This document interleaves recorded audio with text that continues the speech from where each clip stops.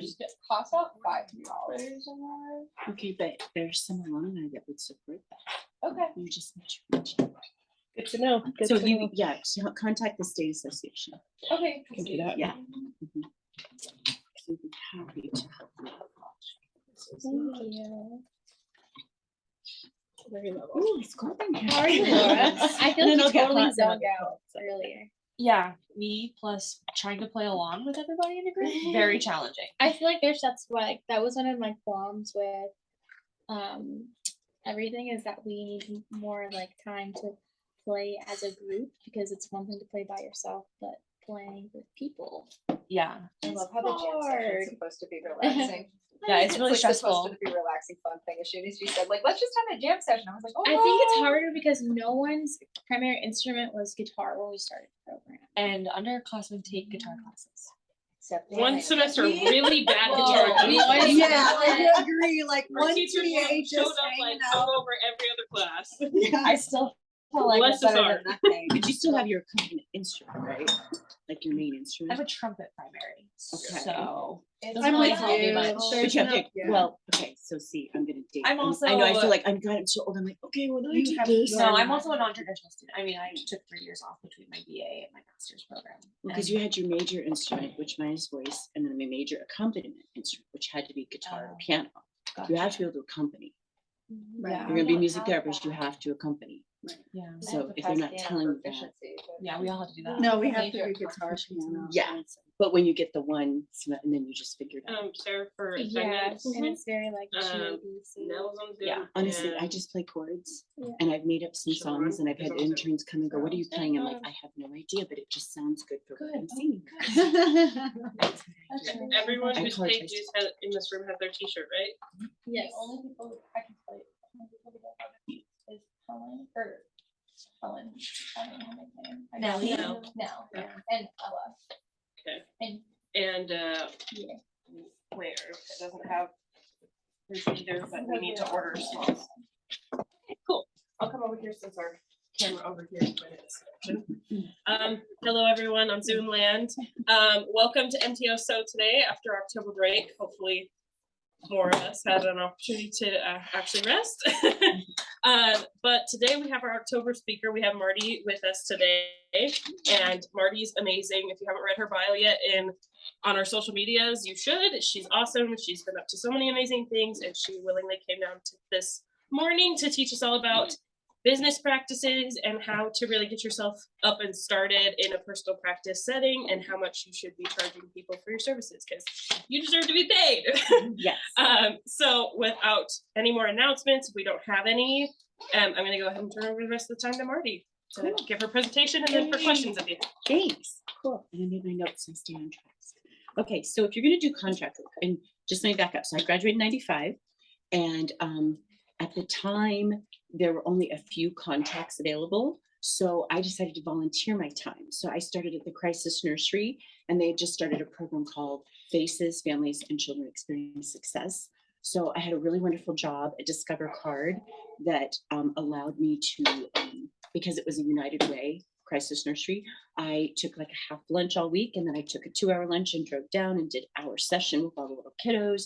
And it was great because in one instance, we had a set of twins, and they were trying to get someone to do an assessment so that they could place them. And the social worker couldn't find anyone to do it. They all wanted to charge a large amount of money, and it's very limited. So I was like, absolutely, I can do that. So I took a little extra longer lunch that day. My boss let me, and we got the assessment done, and they got placed, and it was wonderful.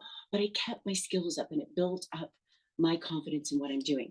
And I'll be honest with you, I started with about half a dozen maracas, maybe a dozen maracas, 4 tiny little tambourines.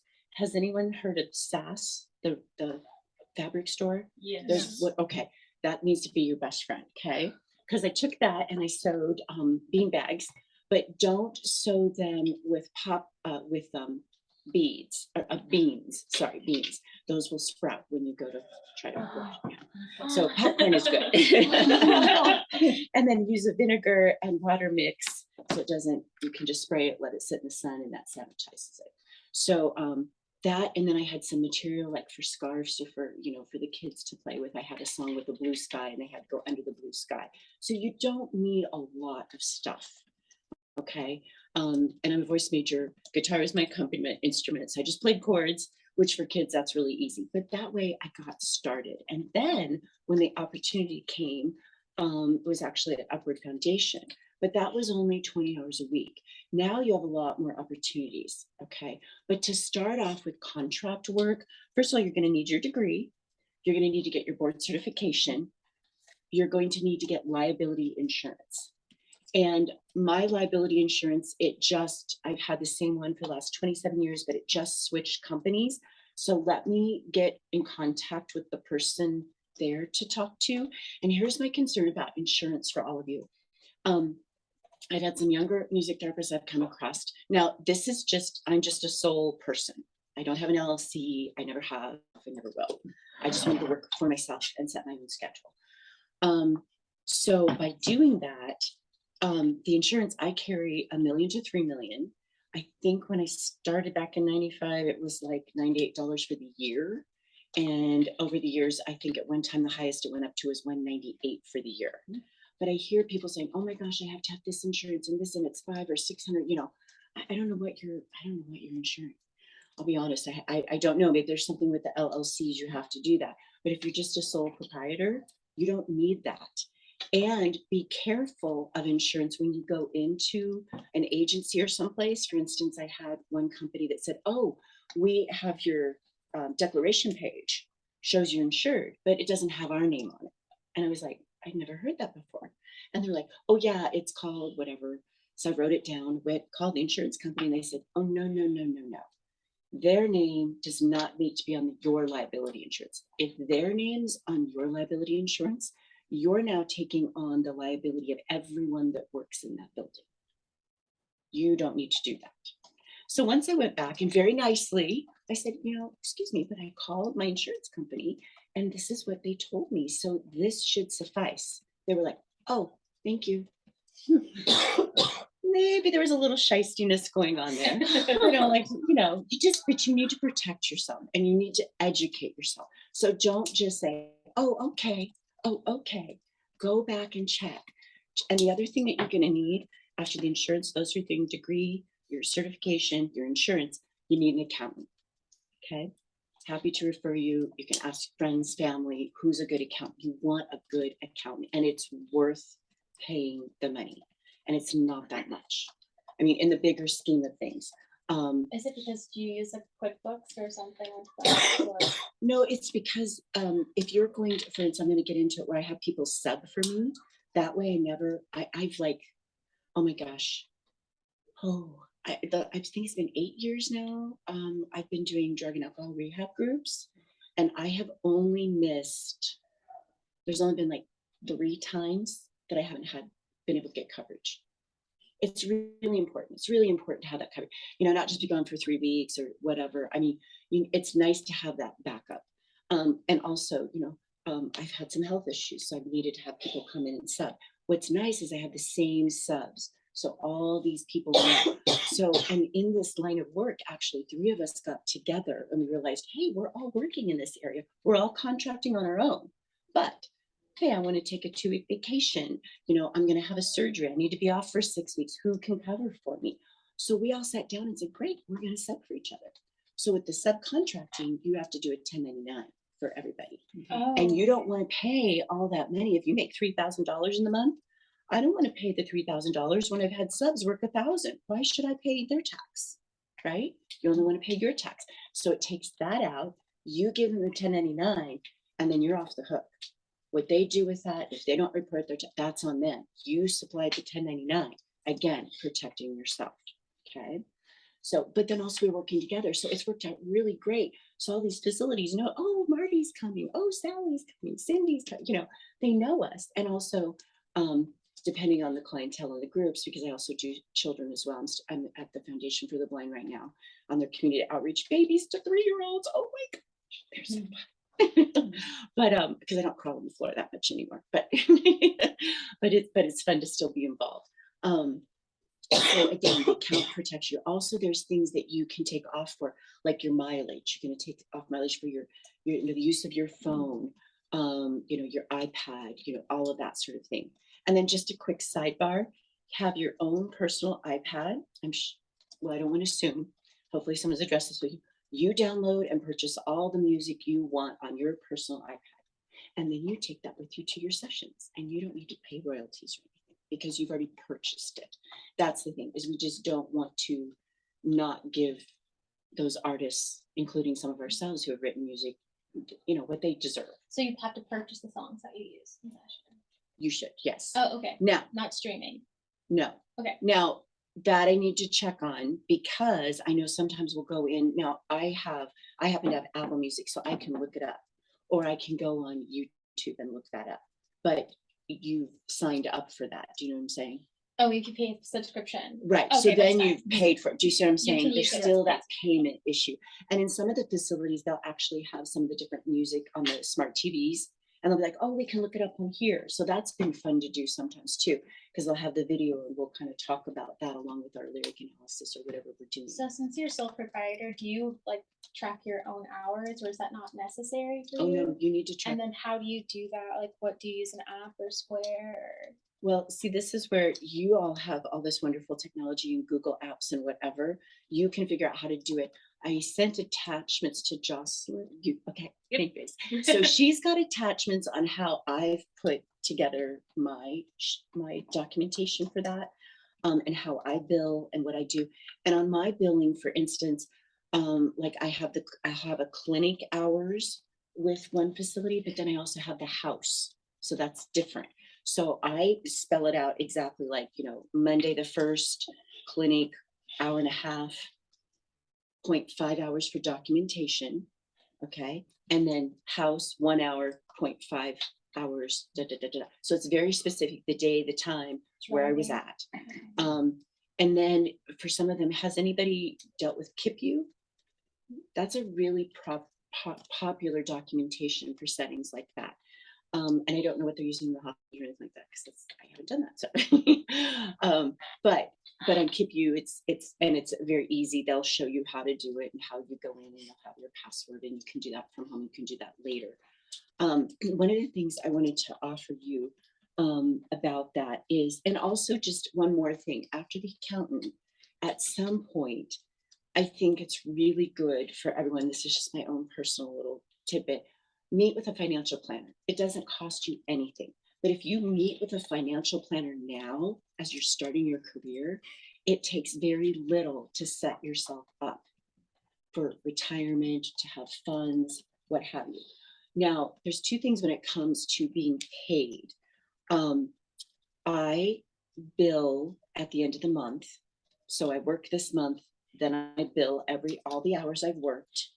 And I'll even put on there in my invoice, it'll say sub, Sally Joe, MTBC, sub that, I don't always say why I'm out, because I don't have to.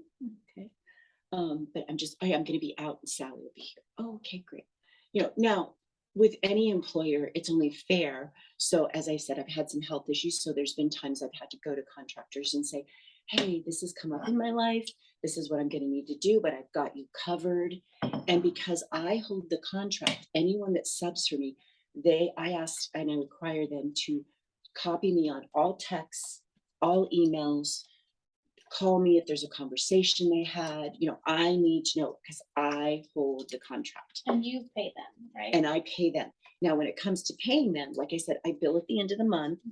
And so when I first started doing this, what I had to do, because I hadn't had people subbing for me, I was like, hey, I bill at the end of the month, and then I require them to pay me by the 15th of the following month. So I bill October 31st. I get paid from them November 15th, or it's going to be the 17th because that's the Monday, right? And then I'll pay you. So that worked okay. So you have a 2-week net after billing. Right. Yes. And so, and then I pay them. So it just needs to clear the bank and what have you. And then usually I Venmo them, because now we have that option. So I can immediately get them payment. Like I get paid on Monday. I'll make sure by Wednesday I Venmo them. And then obviously you want to make a memo. you know, empty hours for whatever, for subbing, whatever, you know, make that little note. Yes. In terms of like paying them via Venmo, how does that work with like taxes and like official? Okay, so you're gonna have to track, this is the thing, I am now requiring my subs, they have to submit an invoice to me. And then obviously I track the hours, that way we have a double check, like, oh yeah, you did sub, yep, okay, you have got 10 hours of subbing, I've got 10 hours of subbing, we're in sync. I also give them at the end of the year, and monthly if they want, I'll track, you know, what they've subbed. So January through December. And the reason I do that, I start to track that myself as well. I don't think I attached that. I can show you the form I used. And so you don't use like a QuickBooks or anything like that to keep track of not that? that advanced. It's not necessary. I did have Yeah. a question though. Yes. So since you're sole proprietor, does your accountant help you keep track of quarterly taxes? Like what you owe? No, I don't do quarterly. I do at the end of the year. So what I do Oh. is I track it all, and at the end of the year, I ask him for the 1099 because it's, well, I do take out taxes. Hear me out. Okay, so you need to be more specific. Sorry. I get paid, and first I pay my subs, so that money's taken out. Mm. So maybe it's $1,000 for subbing. I have 2,000 left over. I'm going to tax myself on that, whatever tax bracket you're in. If you're at 25%, I would tax yourself at 30. Yeah. Okay, that gives you that extra 5%. You're going to I throw that into my savings account. Right. So and I have two checking accounts. I have a checking and savings for personal, and I have a checking and savings for my music therapy. I don't have a business account. I don't need to. Okay, so That's that's my what the next bank has question told me. was, with your sole proprietorship, do you run under your personal name or do you have a registered business name that No, you use? just my name, just my name, just my name. And then that way, but that way I keep it completely separate. So then if I want to take money out of my MT checking account and throw that into my personal account, that's how, you know, I pay myself. I usually keep money in there. And then the savings account is that extra 5% plus my tax money. So at the end of the year, there's no surprises. But you, again, you want to take, if I took the tax up to 3,000, I mean, you could do that, but you're just, it's kind of over. Okay, so do you think, what is like the benefit you think of paying at the end of the year taxes rather than quarterly? Because I just think of myself and I'm like, oh my gosh. It's like, your what a- budget. That's up to you. Okay, You're going to have to figure that out with your accountant. okay. If you want to do quarterly with your accountant and you know, you can, yeah, that's what you need to But do. if you put it in your savings account, you'll earn some interest off of it. It may Right. not be much, but Sure. it's Alan has directly a to two your- point one five percent. Yeah. Yeah, So lending see, fee there's a too. lot, there's a lot of benefits for letting it sit there over here because you get a little bit more. Plus, I'm asking you to add on that 5%. And there may be some months you're like, you know what, I just need to do 25. I need that extra 5% this month for whatever. So, but also if you are going to pay other people, once you can build up kind of that little slush fund, if you will, you'll build up that little bit extra money, then I can pay those people right away, you know, and that works out nice for them. But you just want to be clear on the budget, like, hey, I'm going to bill the end of the month. I get paid the 15th. This is the way I've done it. I get paid the 15th. You'll get paid by the 17th, by the 20th. I give myself 5 days because there's been times where I had one place where the owner was, he did snail mail. And unfortunately, we had trouble with mail in my neighborhood. And so I didn't get a check. And, you know, and then I had another time where they kept forgetting me the check for it. So I went like 6 weeks without getting paid. Do you put on late fees for that? Yes, I have that on my, on the example where I add on, and you can put whatever percent you want. Which, by the way, emailed all of those resources to Yes. everyone in this room, so Okay. you should have a link to the Google Drive. Yeah. Thank you. And you guys recreate those on your beautiful little, And also with Venmo, they now send you statements every month of your like activities. So if you were like really unsure, you could always just like take the monthly statement, send it to your accountant. and make sure you pay, because like one time I was like, oh no, I don't think I paid this sub. And I'm like, I didn't pay you. She's like, you didn't? And we were like, oh, you know, because like it's busy. So you just want to have a lot of checks and balances. But also in case someone says, no, you didn't pay me. No, I did. And I really like Venmo because I feel like it's one of the more secure ones. There's some others that are out there that some of the businesses like to use. And I'm just like, I use Venmo and that's it. So, you know, either this or don't. So if you want to get paid by Venmo, great. Otherwise, I'll have to write you a check. Do you have a separate Venmo for your music therapy and your personal life, or do you? No, it's the same one? Because I just label it. Okay. Just, and then that makes, and then also too, what you do is you'll track like your music therapists that are subbing for you. And so I can just pull up their name. And like you said, it just gives me a whole list of everything I paid them. Yeah. So it makes it really easy. Okay. Really easy. And you use the same phone number, personal and for I use my Okay. cell phone, yeah, because I've Okay. gotten rid of my home phone, so yeah. Okay, it's all the same number. Your personal and music therapy number is totally fine. I'm fine, yeah, because it just makes it easier. It's one, and then I was doing 2 emails at one time, and I'm like, I just Too need to go to much. one account and be done with it. So that works for me. But everybody find out what works for them, because you may want to do that. You may want to say, hey, I'm going to set this number, my cell phone, and this email for my music therapy stuff. And then my cell phone will also be for my personal life. But, and then if you label those contacts, they pop up. So you can be like, I'm not going to talk to them right now. Okay. Give myself, and you do need to have that downtime. And I do tell people that. I mean, I have, where I go dark.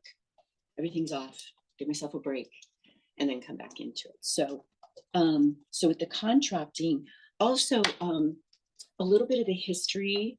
At the time that I graduated, we had very few contracts.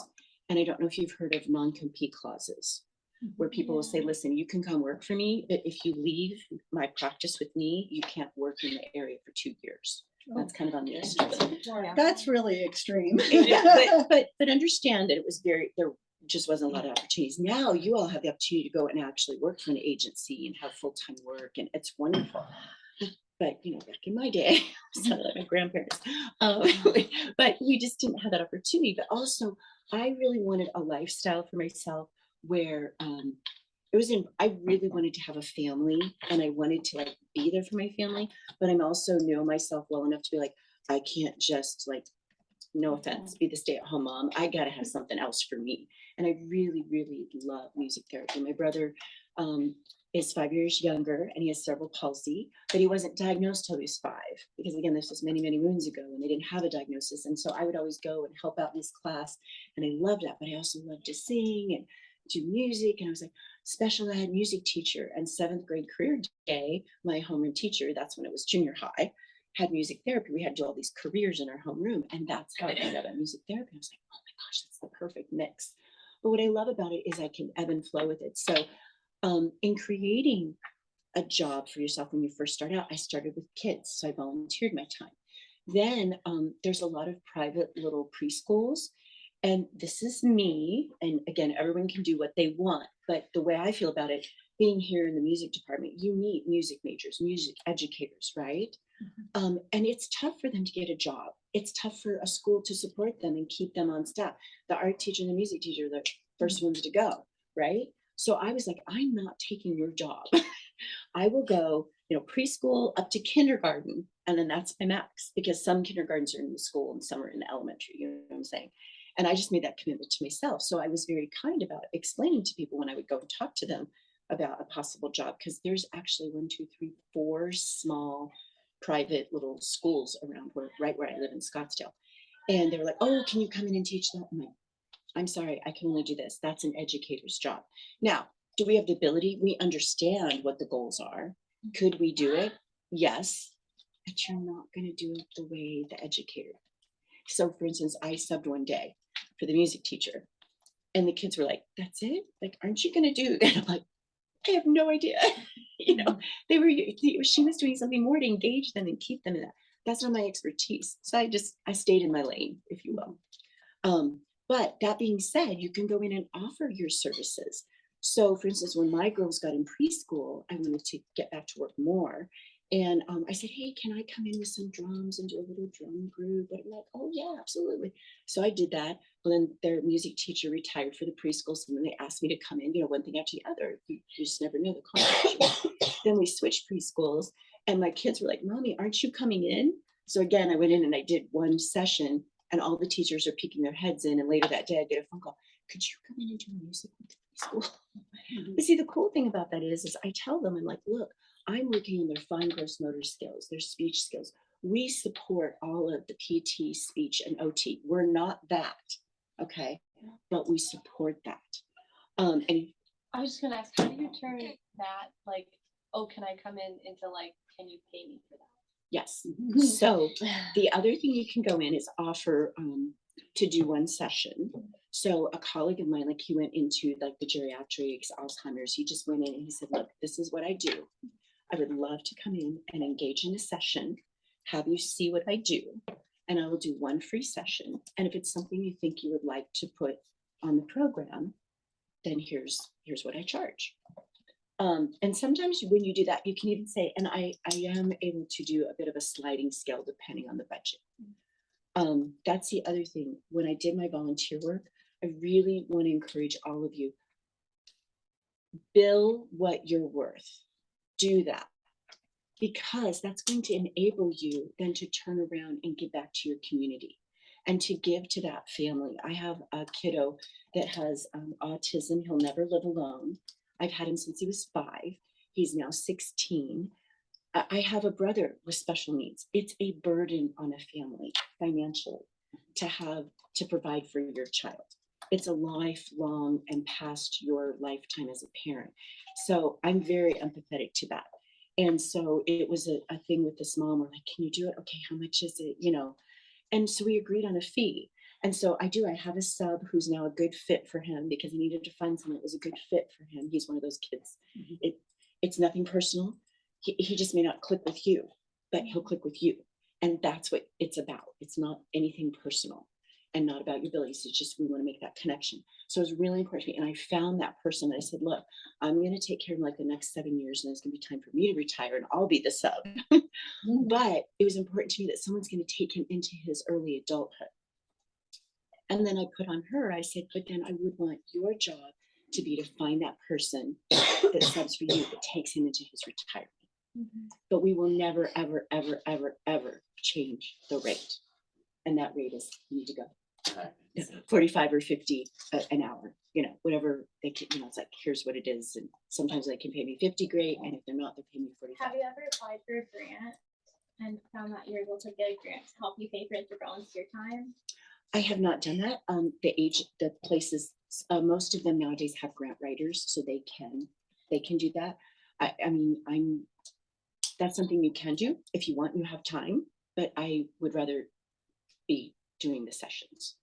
When you do the sessions too, I would encourage you to start, like for instance, with the drug and alcohol rehab. For some reason, they're wanting more art, and it's hard for them to get an art therapist.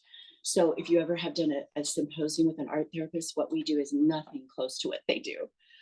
We had done one here when I was in school shortly after, with dance and art. And it was really insightful, because we wonder if we cross over with each other. And they're like, oh no, we're nothing like what you do. And we're like, oh good, we're nothing like what you know. So we're not crossing over our boundaries, if you will. But they're wanting art added in. So I have 27 sessions, and I'm going back and I'm redoing them, and I'm adding an art component, because what they want is music therapy 1 week, and then what they call expressive art with music. I said it's expressive art with music. And so that's how I bill it. Expressive art, music therapy, expressive art, music therapy. And then there's a fee for that. So there's supplies that you have to buy. And so that raises the price. So I had one facility, and I've also limited my groups like that, because if I get over 12, 15 people, I'm babysitting. I had at one time like 28 people in the room. I'm like, how can I be of benefit? How do we even have time in an hour to discuss anything? It's just, I'm giving them an activity basically. So I said, no, at one facility, we grew to where we had 4 sessions going at once. So I had 4 music therapists working for me. So one was a sub for any of us that couldn't make it. And the other 4 of us, we did back-to-back sessions. So we did 4 sessions in 4 rooms for an hour. And then the next groups came in, which was great. And so you can build that up really fast too. You want to be aware of the places that you're working. And I'm not going to say names because I think that's important, but that particular facility, it grew really fast. And I think I know things were not being done as they should be. Okay, I'm saying things carefully, being politically correct. You want to be aware of that. You want to make sure you mix, the receptionist at the front desk. You want to make sure you're not just going in and going out, like I'm in, I'm out. You want to be aware of what's going on in that facility. Go 15 minutes early, talk with the front. Oh, how are you? Great. How's your kids?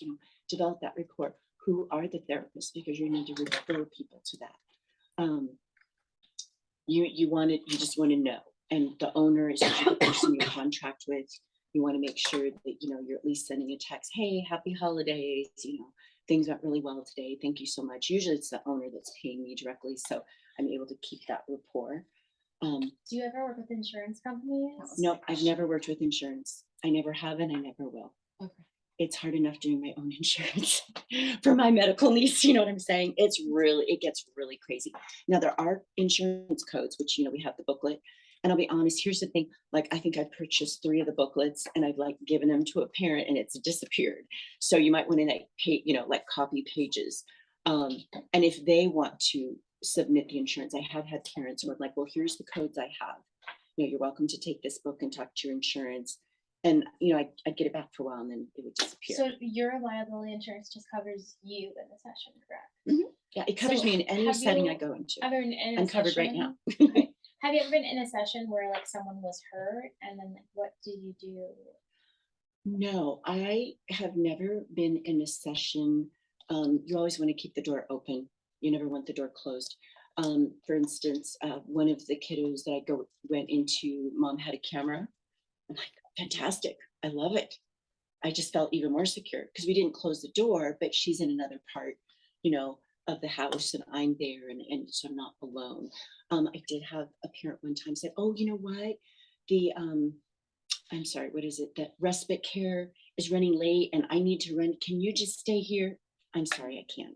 Yeah, I just can't. And they understand. And if they don't understand, then you may not be able to work for them. Okay. Don't put yourself in that position. Just don't. It's just not worth it. You just, just be kind but firm about that. And then let's see what else. So when you subcontract, when I got the non-compete clause, so there's all kinds of templates out there and you'll see the attachments that I sent. Now, what I did was I created mine differently. I want you to work. I mean, I want, if there's a facility I'm in and they come to you and like, you know what, Marty's great, but we just really like, do you think you could take this on? Again, it's just the right fit. See what I'm saying? And I've seen colleagues over the years literally go to court because someone that was subcontracting for them, that facility wanted them. They didn't want to give them up, but they wanted that facility wanted them so bad they went to court over it. And it's a big thing. And it's like, it shouldn't be like that. It just shouldn't. There's plenty of work to go around. So what I've done in mine is all I'm asking in mine when you sign it is, I just don't want you to tell people what I'm charging, how I'm billing, I don't want you telling them all my business, how I run my business. If you want to know, then come and talk to me directly. If someone's asked you, oh, well, how'd she do that? Well, how did she do? What did I'm happy to share with you, but it's my business. It's my sessions. It's my, I've got I don't want someone coming in and not doing their own work. So it's kind of like an NDA in a sense, like non-disclosure. Yes, agreement. that's exactly what it Okay. is. Yeah, so if you look at the attachments that were sent to you, you can read through it. And again, I just took it, but I took the things out that I didn't want like and I that a kept lot. the things in that I wanted because I think it's only fair. And all I ask too is that you give me a week's notice. Oh, wow. Like if somebody comes to you in the, I believe, I have to double check what I wrote. But I believe I put in there, like, if someone approaches you for a job, just let me know within 24 hours. I just want to know because I want to support you. Okay. And then, guide you and make sure that, they're hopefully not going to go, well, let's see if we can get her for 50 because we're paying Marty 65. You see what I'm saying? Like, that's what I want you to avoid. But, I've been really, really blessed in my career. I have found jobs that support me pursuing my career. So I worked at a Discover card for 11 years. After 5 years, I could go to 20 hours a week and have full benefits. Like I said, my boss let me take my lunch hour and go down. When I got my first 20-hour-a-week job, it was Monday through Thursday. And he just said, well, you just tell me when you can work. I mean, I was really lucky. I know Starbucks does that. I just had a young lady, do you guys know Harmony Salas? Salas, is that who you say her last name? Anyway, she just graduated a couple of years ago, finished her internship. I met her as a freshman. I said, stay in touch. She started coming and observing me in January. I put her to work as a sub for me. And Starbucks was like, oh yeah, we'll just let you off on Mondays when you're working with Marty, and worked around her hours and everything. So if you really want to work for yourself, I would look for those kind of jobs that you can get that are going to support your schedule, going to give you benefits. It's really important to have benefits because one, major illness is going to just wipe you out. So, if you have that support. So I had that support myself, and then I got married, and my husband was like, you just, quit all your extra stuff, just focus on music therapy. So for instance, I got started with the Glendale School District. I was only in 3 high schools. Superintendent called me in and said, we've got 7 high schools. Once the parents know you're in 2 or 3, they're going to demand it. So can you put it in your schedule? So I like doubled immediately. And I worked my schedule this way. The other thing is for your contract work, try to stay in your bubble. I don't drive more than about 30 minutes. Okay. If you're going to drive more than 30 minutes, you need to charge for that. And let them know there'll be a drive fee. Okay. Now I didn't for that because I'm in North Scottsdale. But what I did was I got with all the teachers. They didn't want you the first half of the day or the end of the day. I started way out in Glendale on a Tuesday and worked my way back home. Wednesday, way out, worked my way back home. Thursday, half day, closer, and then home. And I didn't do Mondays and I didn't do Fridays with the school because those are holidays. So I don't want to miss out on, my budget. Like, oh, wait, there were 2 Monday holidays. Oh, there was a Monday and after. Oh, wow, I lost 2 whole days of work. That's smart. You don't work, you don't get paid. So, and also it's kind of nice too, because I was off Thursdays at noon. If we wanted to go somewhere, it was a nice long weekend. So it worked out really well. And then if I had to miss for like a symposium or I'm sorry, not symposium, like conference or something, I was really missing a couple of days. And then, so have you found that, like, because you have subcontractors, do people try to pay them less? And you kind of touched on No, that. I have the contract. I have the rate. Now, it's 2019, and I sent this in the handouts. 2019 was the last time the national AMTA actually did a salary check, if you will. And so what I did was I took the national rate, I took the regional rate, and I took the state rate. And I averaged them all out, added those together, and came up with that average. Does that make sense? Yes. Okay. So I came up with the average. Here in Arizona, we should be working between $77 an hour to over 150. Okay. Now, the reality is there's state work that I think is maybe around 32. I'd have to double check. Like if you have the state contract, it's not much. And the quick history on that is they were paying OTPT and speech 65, back in the late 90s. But therapists, they were paying us like 18 to 25. Okay. All of those other therapists supported us in this. So we did a big rally, we got ourselves hired. They put us up to a whopping $37.50. And then they came back a few years later and cut us. So what happens is the national government comes into each state and says, what are you paying? What are you paying people? And what they said to Arizona was, you either have to put music therapists over here with all the other therapists and pay them mileage and the 65 or 67, whatever it was at the time. Or the only other thing you can do is break it down by where they're working. Like if it's home-based, if it's hospital-based, and then they could flex the rate that way. And I believe that's what they're still doing. I know that OT is like starting out now because my friend just graduated and state hospitals pay her around like 44 to 48 an hour. Yeah, see, and I think they may have started to do that with everybody just so they can put the rate down. Do you charge more for assessment sessions? Yes, and I have that in there as well. Okay. So I have the rates there. And again, be flexible. So here's the thing. There are people that are charging $45 an hour. They have their own agencies, and I'm not, that's fine. When I did that, so for instance, when I worked at Glendale High Schools, it was $45 an hour, and that was back in the 90s, early 2000s. So that rate should go up, and they know that. They should be more closer to 65.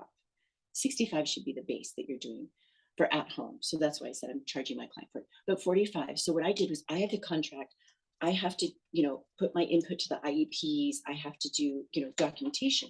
So what I did at that time was I said, I averaged it out because I'm seeing all the kids, but not all of them have IEPs. And not all of them am I going to be required to attend their IEP. Right. But I want to include that. So what I did was I put a flat rate of 2 hours a month at the same rate, 45, for documentation. That included my time if I had to drive to the school for an IEP or whatever. And the reason I did that was because most months I might have 1 IEP, but then I'd have that month where I'd have 10.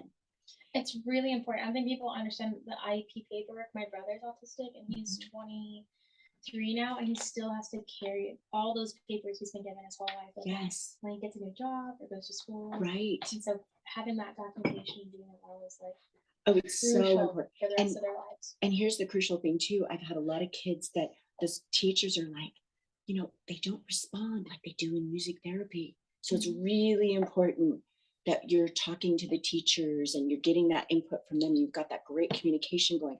When I worked in the preschool, they had a couple kids back in the day. We had the early intervention. Arizona came in. I think it was called AZIP or something. But they would come in and assess all the preschoolers before they went into elementary school to see if they needed something. So I can't assess. I mean, I'm not there to do assessments, but I can, give the teachers some input. So for instance, one of the kids could not do anything crossing over the body except in music. So I said, all right, you're going to do whatever you're going to do for the assessment for AZIP. And the child's not, you're going to document, you can't do that. Then you need to come into music and observe the kids. And I will do some different things, body awareness, spatial, all this stuff. And then you see what they, oh, wait a minute, she's doing it in time to do music. Important to put that on there. Having them do that, just saying the observation, that's going to clue that person, oh, wait a minute, we need to look at that. Okay. Now I can't, in those settings, like when I'm working in the school, I'm doing the music for the preschool, but I'm not doing music therapy. But what I tell them, and I didn't include this too, I can show you this little blurb that I would send to the parents. It's like, I'm a board certified music therapist, and these are the goals we focus on. I'm supporting speech skills and OT and fine gross motor skills. And And then I even would do a free in-service for the facility, and I would educate the teachers. So it's like, okay, we're doing row your boat with sign language, we're doing up and down. And then I would tell them all the music therapy goals, and they were like, oh my gosh, I had no idea. All this is going on. So what makes that different?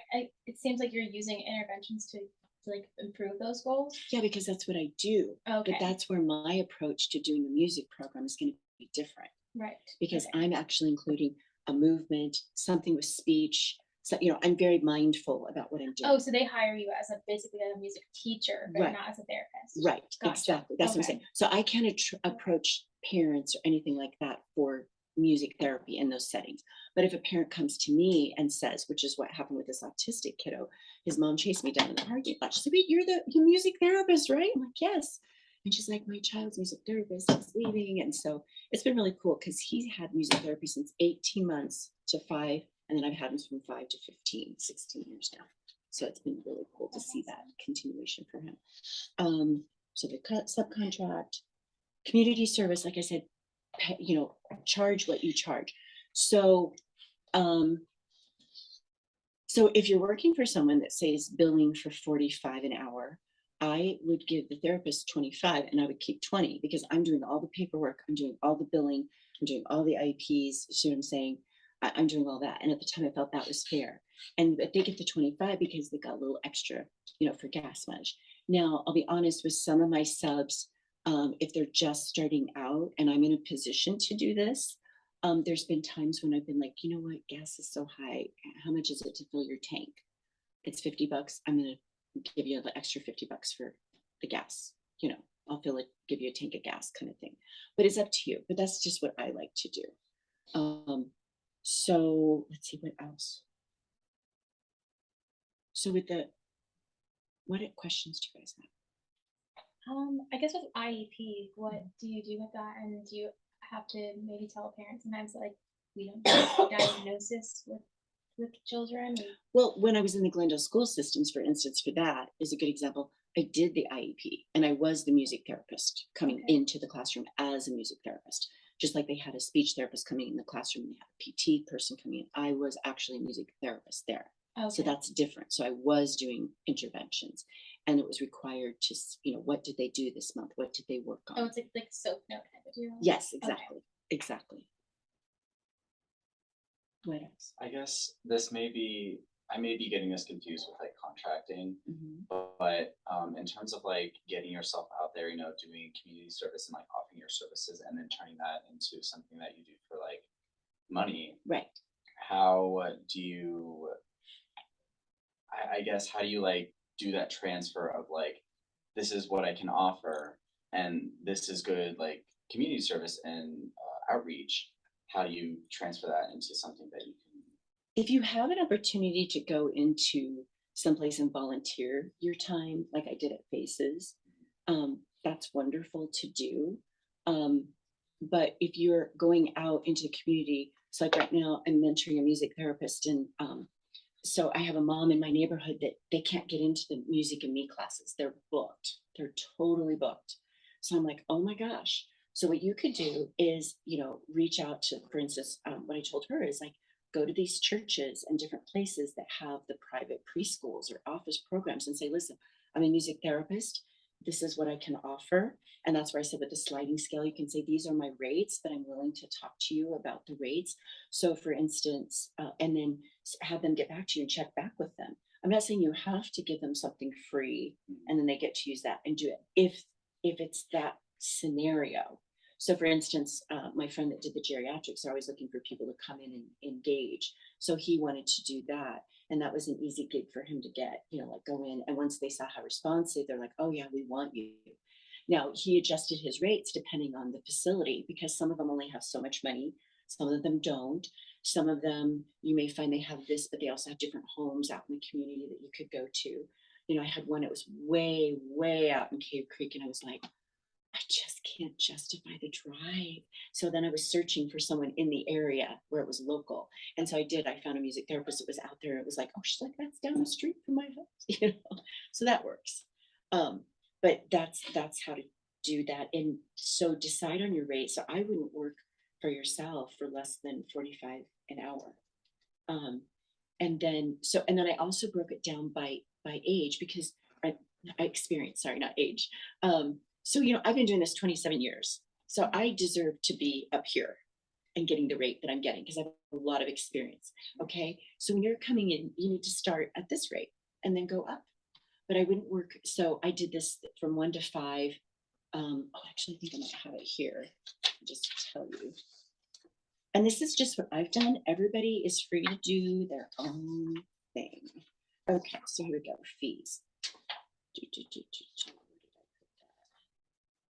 I have a cancellation fee and all that. Okay, so what I came up with after doing that assessment from 2019 from the national, so 0 to 5 years, you should be working for 45 to 75 per session, okay? And that includes your prep time, your setup, your drive time, and it's a 50 or 60-minute session. And then 6 to 10 years, 75 to 95, and 11 to 15 years experience, I put 95 to 150 plus. It depends on the situation. Because like I said, I'm in one facility where it's at least over 15 people. And for the supplies for me to come in and stuff, I'm at the very top.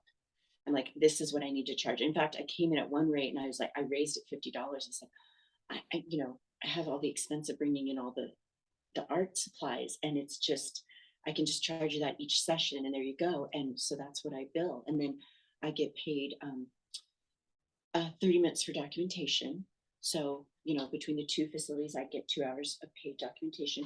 So include that in your, and here's the difference too. So one place I go in, I don't charge documentation because they have a therapist set in with me and it's almost like co-facilitating. It's in a detox unit. And so I have a therapist in there and they're taking notes. But they'll interject, and that's really cool experience too, because then you get to do even more processing. And you're charging the 2 hours documentation for the month? No, it's for each session. Okay. So Monday I do a session for an hour and a half, and then I charge a half-hour documentation. So I'm paid for 2 hours. And then at the house, it's an hour session, and then I charge 30 minutes for doc. So that's an hour and a half. Okay. And then like for instance, yes. Oh, is your documentation rate the same for the session, or is it different? It's the same rate. It's combine just it. that half hour.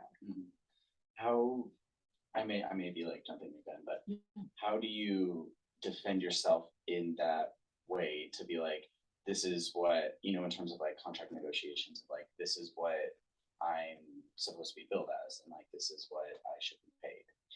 Right. So you want to sell yourself. Yeah. Right. So your expertise and stuff. And even when you're brand new to the thing. So when I graduated, there were only 3 people. I think you're up to 9 graduating a year or something. It's a very specialized degree. So it's important to educate people and say, listen, I'm a music therapist. I'm board certified. I keep up all my credentials. I have my state associations just like everybody else. But one of the things that I have said is that I'm a benefit because I support a lot of the PT, OT, and speech. And I asked, do you have that person on staff here? Because I would love to shadow them, and I'll do that for free. I'll shadow them and just come in when they're working with the kids and be like, what are some of the goals you want to work on? And then most of those therapists all know about music therapy now. And they're like, oh yeah, you can support this or make up a song. So you're adding that benefit. I don't want you to say you're doing that, but you can say, listen, and I'm very supportive in what I do in music therapy. I support any PT, speech, and OT goals. I work on fine gross motor skills. It's a very mindful thing that I do. And I have that experience. And so because of that, this is the rate. Now I'm willing to discuss it because you might want to work for 25 an hour or 35. This may have been a while back, but how did you market yourself? Because Facebook probably wasn't a thing. No, I didn't have any of this Right. technology, right? So how did you? Everything how was did you market? paperwork. I had to type it out, right? Yeah, so the way that I marketed myself was, as I said, I volunteered myself and I stayed in touch with a lot of my peers. Okay. So that happened for me when I got into Upward. You know, Tracy Leonard Warner, I don't know if you've heard of her, she was leaving. So what was interesting with Tracy, she was working for a certain rate. So at the time she left, it was, what was it? I think she was working for like $18 an hour. I mean, this is way back, right? And so she's like, okay, just don't you dare take less than 25. So I came in and like, yep, that'll be 25. And they were like, oh, okay. And she'd already told them, you're not going to get someone for my rate. It's going to go up. So then I had an intern. I had quite a few interns. I did one of the first university-based internships. That's my claim to fame. It is, you know. So, but I had many interns, but this one, then I was getting ready to move on to something else. And so I called her and I said, and don't you dare take less than, 40 an hour. So we popped it up again. So it's about supporting each other. And starting at a rate. So for instance, I started, there was one particular agency that I came in and I said, I should be charging, 85 an hour. And they're like, oh my gosh, we can't afford that. And I said, well, the lower rate in the state right now is 77. But I said, what can you pay? And, and they came back and they said, well, we could do 65 with our budget. I'm like, that's fine. We'll do that. And I said, but just understand that, that's what I'm working for, but someone else might not. And they're like, that's fine. You're just educating. So then what happened is when they actually sent me the contract, they actually would pay me 75. So somehow they looked around and found, because they wanted to be in the range. And then they explained to me, and this is a nonprofit place, and they said, oh, what we're going to do is we're going to fundraise this next year to cover, where we should be. And some agencies can do that.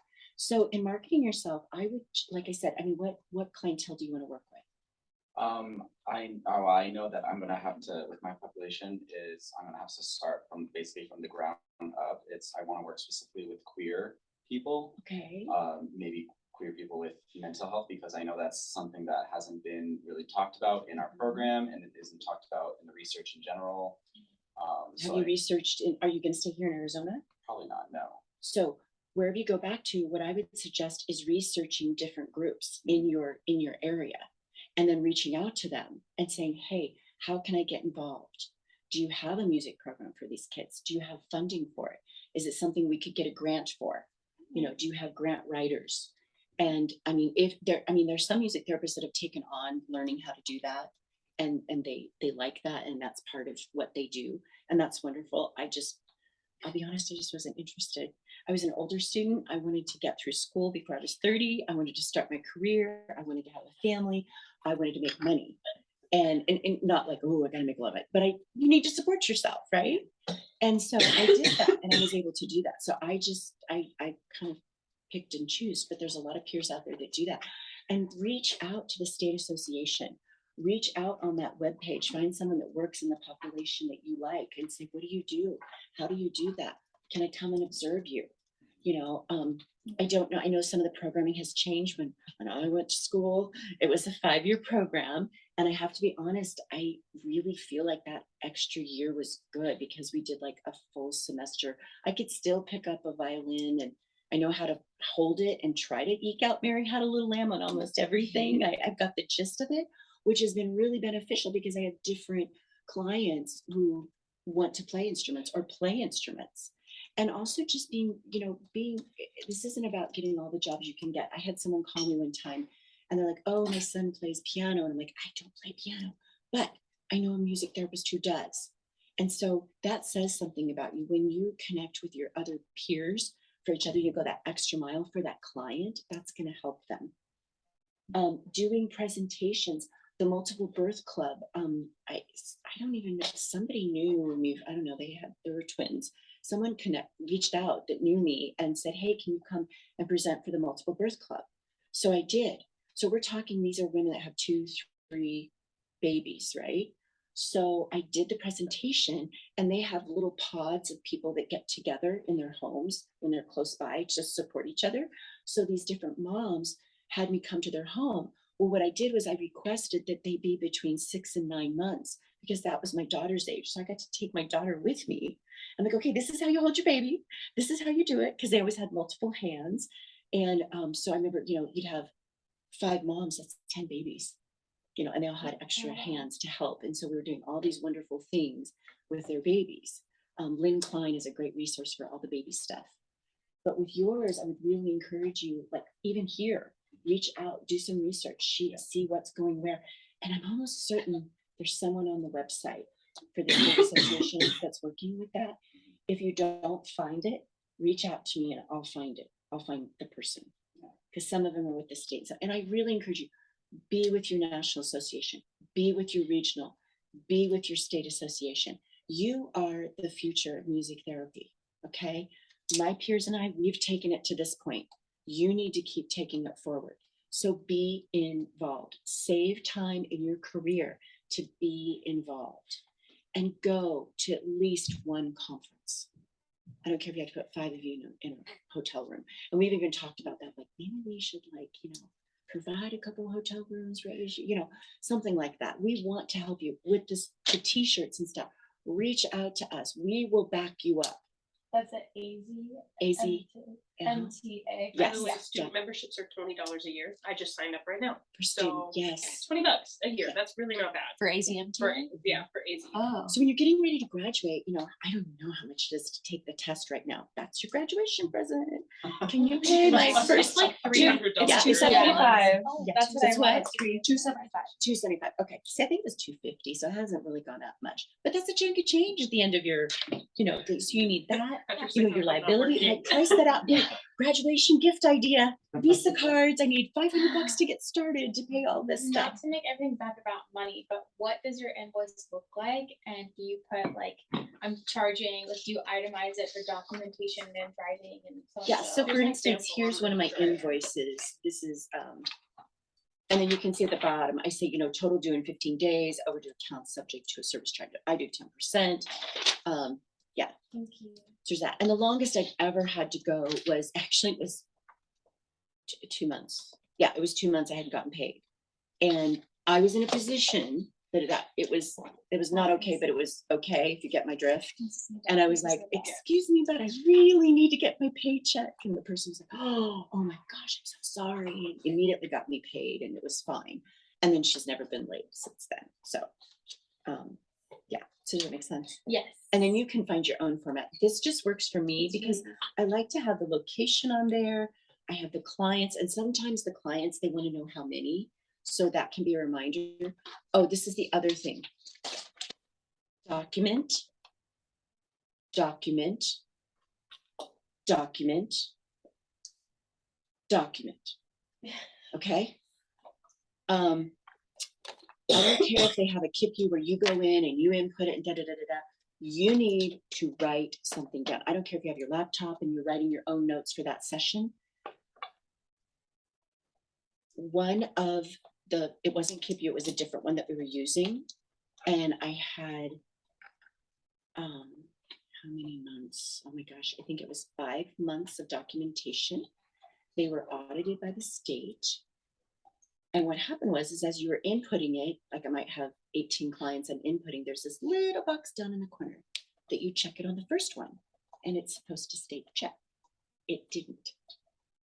Okay. I'm responsible for that documentation. I had to go back months.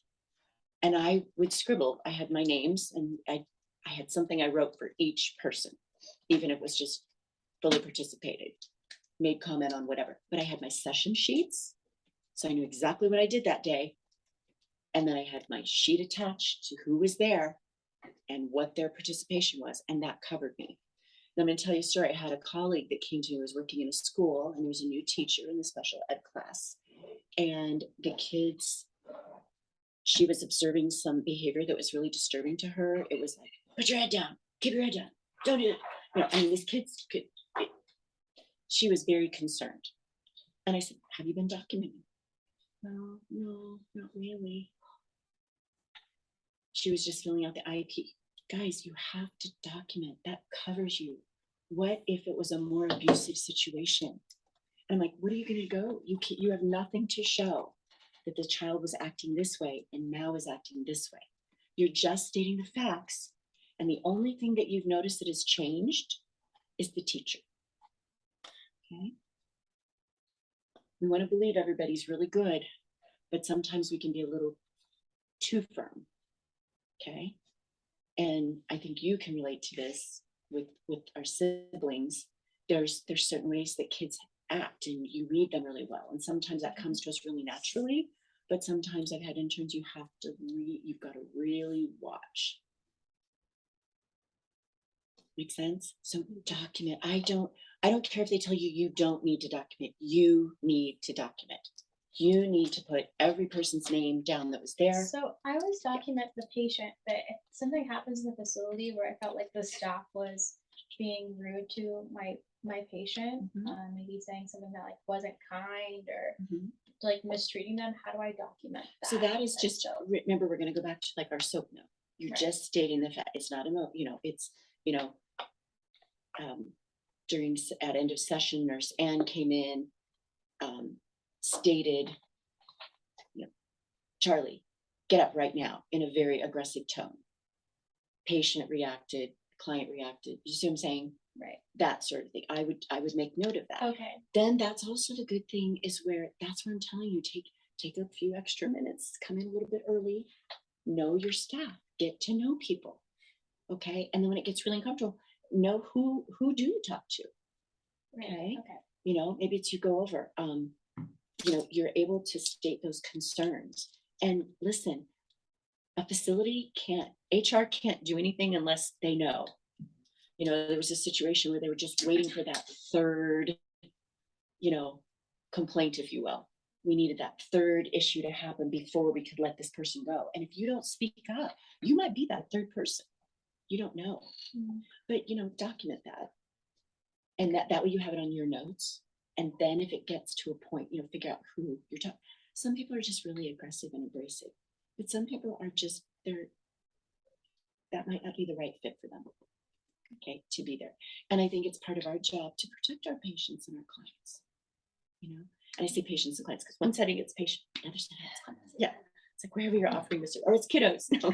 Is there a better way of like keeping your personal documentation of your clients? I don't know like if anything's like against HIPAA by keeping it in like a Google Drive or a certain like place. When it comes to the technology, I'm not the person to ask. Okay. I know that there's things like that to protect it. I do keep my documentation like 5 years, like I would my taxes. Okay. Ask your accountant about that, for the taxes, obviously you're going to keep them 5 years back, at least 5 to 7 years back. Okay. And then I do the same thing with my documentation and then I delete it.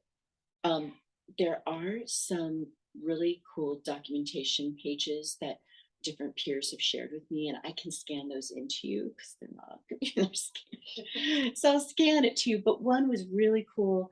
We had 7 years of documentation, and a new supervisor came in, and we were actually discussing because three or four of us have gone through this place, and we were like, oh my gosh, this is data that you guys could do a research on. It was like 7 years, and the new supervisor came. We could block out the names, but it was really cool how it was done. And he's like, nope, shred it all. And it was like, oh. So that's the other thing too, when you're in these different places, figure out a way to document trends or different whatever. So I'll send you the one. that a colleague put together, and it was really interesting, and you can adapt, and it'll kind of get you like, oh, she did that, but I could make it for this, this, and this. So for like you, different outcomes, things that you want. So get involved in the area that you want to work in, find those agencies, find those connections, find music therapists here that are working with that.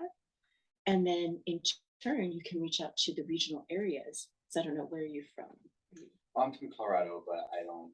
So you're not in the Western, that's not the Western region, right? That's Technically Western. It is. Yeah. Is it, that's still Pretty part of sure. ours? Yeah. So Colorado's the ones, okay, yes. See, that's what- And I was perma vice president. But yeah, but reach out to the region, then reach out to the region, find out the therapists in Colorado and start contacting them and say, hey, this is what I'm interested in. Set yourself up to come in, shadow them. That's what I did with Harmony. It just worked out. She wanted to shadow with me. Then I had some stuff come up and I was like, oh my gosh, I need a sub, you know, but she needed to have reliability. She had to have her board certification, her degree, all of that. We are at 4:05. Pardon? We Yes. are at the end of our Yeah. meeting. So if you're comfortable, Marty, I can Yeah. share your email with everyone, Absolutely. and then Yes. you can email any further questions. Before we all leave, though, I did want to grab a group picture, if that was possible. And you can text me too. I can ding myself. So For those on Zoom, I'm gonna go ahead and end the meeting. Thank you for coming. bye, thanks.